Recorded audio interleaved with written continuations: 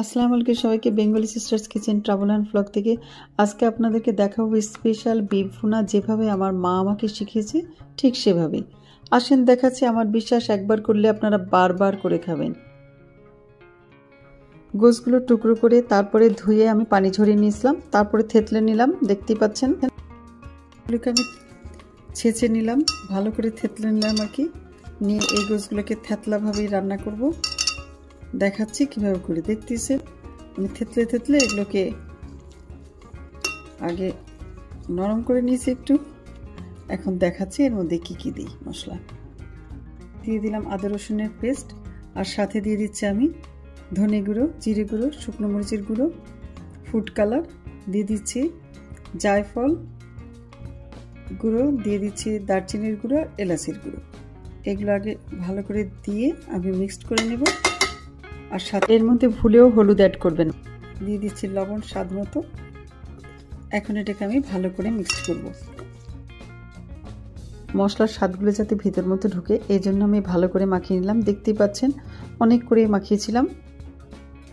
আর এটা রান্না করার আগে আমি 2-3 ঘন্টা, এমনকি কালকে করব, এখন আমি রাত্রেবেলা মাখিয়ে রেখে দিচ্ছি, কালকে সকালে এটা আমি রান্না করব।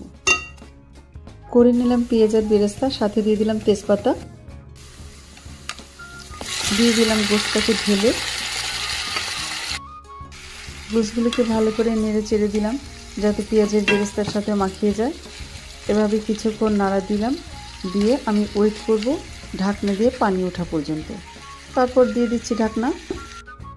10 মিনিট পরে ঢাকনা উঠে দেখলাম গোশটা থেকে অনেকগুলো পানি বের হয়েছে। আমি এই পানির মধ্যেই গোশটাকে ভালো করে কষিয়ে নেব। যেহেতু গোশটা ছেঁচে নেওয়া হয়েছে, সিদ্ধ হতে এত সমস্যা হবে না।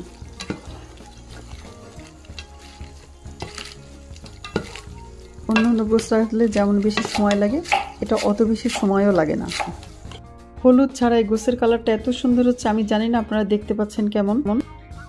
মধ্যে দিয়ে দেবো এখন কেওড়া ওয়াটার, রোজ ওয়াটার। কেওড়া জল, গোড়ার জলটা না দিলে এটা শাহি ভাব আসে না।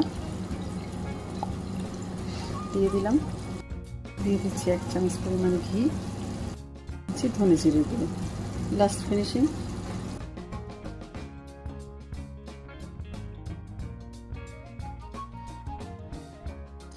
এই গোশ রান্নাটা আপনারা রুটি, পরোটা, ভাত, পোলাও সবের সাথে খেতে পারবেন।